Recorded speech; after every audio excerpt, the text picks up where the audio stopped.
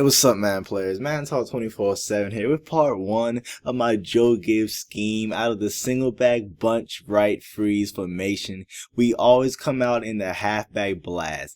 That is the formation we always come out in, and we just have to read the defense. If it's not many people in the box, just run the halfback blast, and if people are crowding the box, you can just audible to the halfback toss, which is a quick audible. Now, the Joe Gibbs scheme, all these formations can only be found in the Joe Gibbs playbook, so you have to run the Joe Gibbs playbook. So that means you cannot have custom audibles. But thankfully, the scheme has great audibles. One of the few formations that actually has good audibles, just standard audible. It's really amazing. So I always come out in a halfback blast so that we have the threat to run it inside. Once they start to respect that, then we audible down to the halfback toss. It's a nasty running scheme, and it just keeps your opponent honest. This is how you start to run a scheme. The first thing you have to find is a formation you are comfortable in.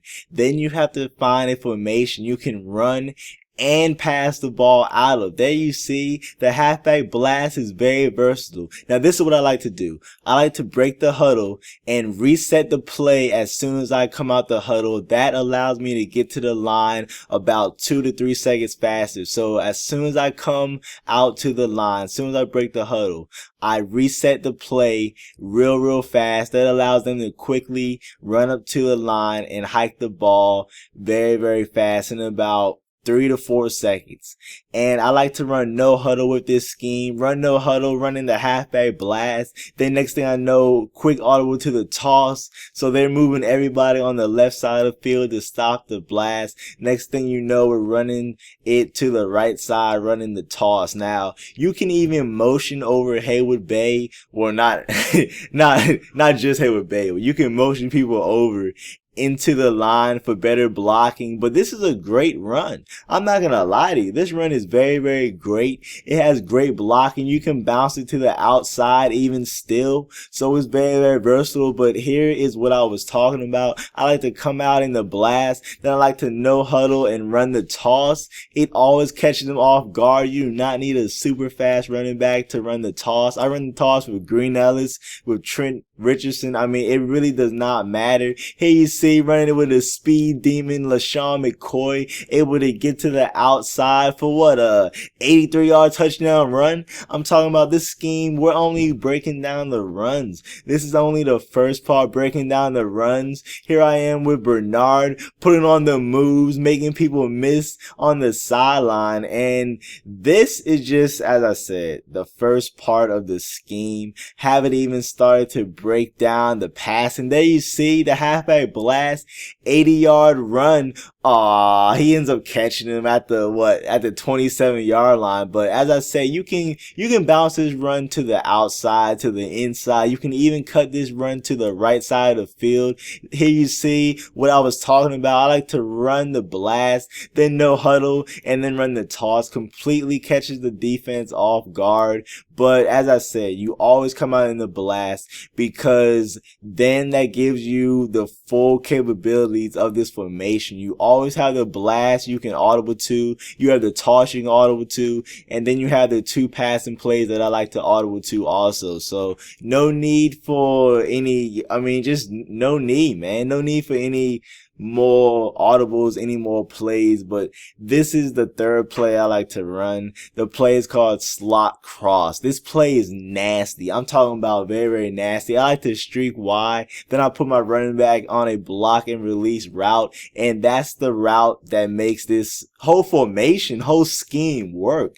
The tight end on that corner route, I'm talking about very nasty. You have to manually guard him or hope your defender guards him in man, but you have no chance to get zoned. There you see I have a flat zone and a purple zone out there. They both stand stupid. They're not guarding him at all, and that allows an easy 25 to 30-yard pass. Even when they're out there, I can roll out and make the purple defender suck down, and then we can easily throw it over his head for, as I said, a 25 to 30 yard gain against zone coverage. Here you see right here, he is covered. The defender is playing the purple, but I roll out. That causes Cam Chancellor to move up, and then the safety is not, he's not close enough to defend that pass. And I will show you just how effective that pass is in the gameplay clips. But I also like to streak Y to hit him in the seams. If the seams are open, you can hit him in the seams for about a 20-yard gain.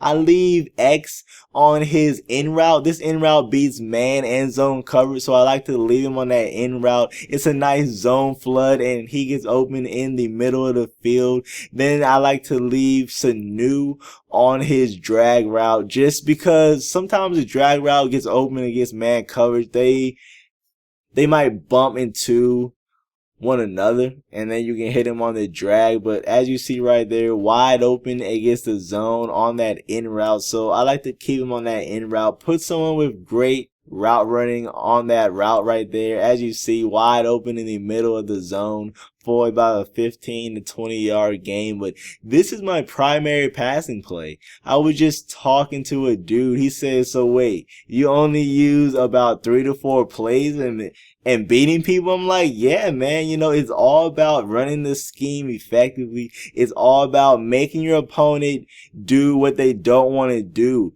Your opponent does not want to manually guard the tight end, but he has to in this formation. There you see, I can also put Sanu on an in route. You can put him on an in route against zone coverage also, and he might even get open against man depending on the cornerback guarding him. But this is something extra I like to do. I like to roll out on this play. Then I like to playmaker up B. And for some reason, most of the time he's open on that sideline. So this is a tactic I really like to do. Leave him on that drag route. Then I like to playmaker him up just like that. There you see, wide open on the sideline for about a 20-yard gain. But this happens a lot. Lobbing up the ball over the top because they're so concerned with stopping the run. I ran for 200, 300, 400 yards just out of this one formation. But here you see I roll out, the defenders come up to guard me, and then the safety, it's just one-on-one against the safety, no chance. Again, rolling out, that is a nasty throw. Zone, you have no chance. You better put a linebacker on him. Hopefully he guards him. And then right here, as I was talking about, when the play breaks down, the sideline is wide open, so I just playmaker up my running back. And right there, as I said, zone coverage, you really need to man that dude up. And the drag route, Riley Cooper burning, I don't even know who that guy is, but for a 20-yard touchdown right there, that's why I like to leave him on the drag. But as I said, roll out and then throw the strike to the tight end.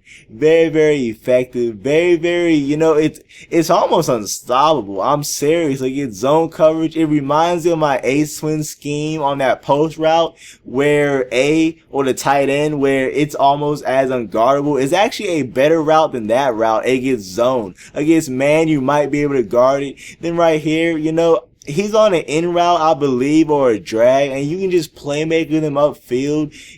I mean, just don't force any passes. Please do not force any passes. Wait until somebody gets open. Rolling out, as I said, that's a safe throw. That is a safe throw. The safety cannot react. That is a safe throw right here. I play multiple people. Everyone reacts the same. Oh, that should have been picked. This is a safe throw. Passing it down into the sideline. So at about what is that angle, man? At about I guess 5 o'clock angle, and then boom, I mean, dot. And then the last play, skins corner strike right here.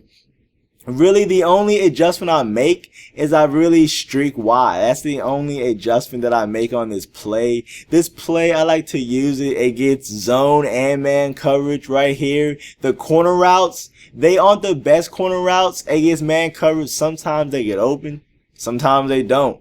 But I like to use it against man and zone coverage, and especially in the red zone, because it gives you so many people on the left side of the field. So I roll out, and then I have my running back on the left side, or I have the tight end on that blue route. This is a very effective red zone play. Here I am rolling out, and they have to pick and choose whether they will stop Josh Johnson from walking in, or if they will stop my running back, and I just pass it to the person they're not guarding. Very, very simple, but very, very effective. Here I am dropping back and over the top. As I said, this happens a lot. Just passing the ball over the top of the defense. Very, very easy. Very, very easy touchdown. And it's very, very tough to stop. Very, very tough to stop. Here I am dropping back, rolling out, and as I said, the play breaks down, but the sidelines open up in this formation. They really do open up, and you can also hit your running back on a streak out of the backfield. And on this play, skins corner strike, you can smart route both corner routes. And as you see, the opponent I was playing was mainly guarding the smart route is slant out, but I was able to wait for my tight end on his block and release route and able to hit him. As you see right here, rolling out. I mean, that's a dangerous throw. I would not advise you to make that throw, but I had a little lead. And right here, this is exactly what I'm talking about. 4th and goal from the 1. They have to pick and choose who are they going to guard. And it's just very, very tough to stop the scrambling and my running back on that flat route. So it's very, very tough. Right there, it gets zone coverage for about a 15-yard gain, hitting the corner route. And as I said, playmaker up the block and release tight end. You want to playmaker him upfield, and you can get some big gains. Then 2nd and goal, I roll out, act like no one's open, wait till he gets open on his delay route. I love this play in the red zone. It's very, very effective, and the corner routes are very, very effective. I actually like them better against zone. I do like them better against zone coverage, but that's a horrible play call right there on 3rd and 10. But I quickly run no huddle. I run skins corner strike. He drops back people. Nobody's open. I don't panic. I just wait for X to get open on that sideline. The sidelines are the area I like to attack in this formation. That's the area I like to attack. Then I'm running no huddle again. A very fast paced scheme. Roll out to the right. And then hey. A Josh Johnson throw, man. Can't really say anything but that. That's just a Josh Johnson throw. And this is Giovanni Bernard just doing something LaShawn McCoy can't do. Running over the defender, putting him on his shoulder pad, going in for the touchdown. I hope you enjoyed this scheme. If you have any questions, hit me up. I'll be posting more of this scheme shortly. Check out my defense, how to stop strong power, and thanks for watching.